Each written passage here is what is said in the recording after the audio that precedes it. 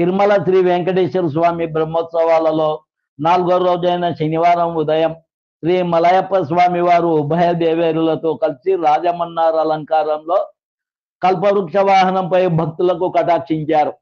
వాహనం ముందు గజరాజులు నడుస్తుండగా భక్తజన బృందాలు భజనలు కోలాటాలు జయంగార్ల గోష్ఠితో స్వామివారిని కీర్తిస్తుండగా మంగళ వాయిద్యాల నడుమ స్వామివారి వాహన సేవ కోలాహలంగా జరిగింది.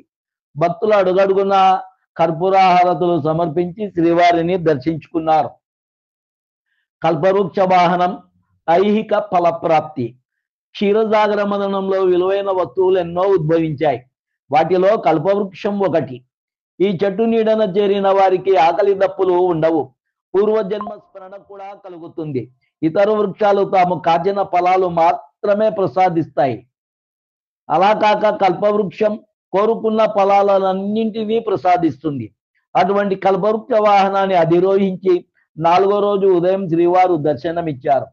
రాత్రి 7 నుంచి 9 గంటల వరకు సర్వభూపాల వాహనంపై స్వామివారు అభయమిస్తారు. వాహన సేవలో Tirumala Sri Sri Sri Pedajeeyar Swami, Tirumala Sri Sri Sri Chinnajeeyar Swami, TTD chairman Sri B R Naidu, EO Sri Anil Kumar Singhal, Rajya Sabha సభ్యులు శ్రీ వేమిరెడ్డి ప్రభాకర రెడ్డి, పలువురు బోర్డు సభ్యులు, సివిఎస్ఓ శ్రీ మురళీకృష్ణ, ఇతర అధికారులు పాల్గొన్నారు. ఈ వీడియో నచ్చితే లైక్ చేయగలరు, షేర్ చేయగలరు, సబ్స్క్రైబ్ చేసుకోగలరు. ఓం నమో వెంకటేశాయ.